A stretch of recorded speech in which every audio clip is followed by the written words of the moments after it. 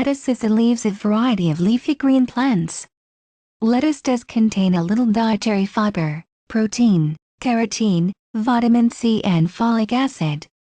To prepare lettuce leaves, select several large and beautiful leaves, then wash each leaf thoroughly in cold water and dry them with kitchen paper or in a salad spinner.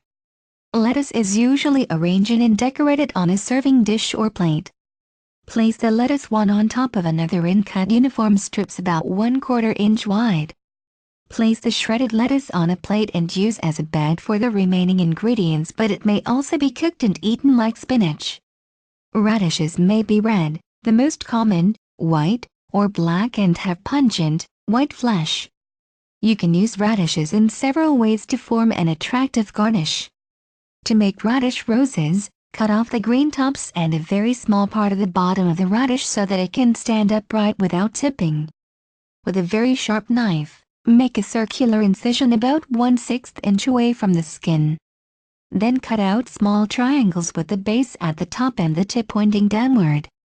Place the radishes in ice water and refrigerate it for about 20 minutes so that they open like roses. Another method is to cut away small half circles or crescents to suggest leaves.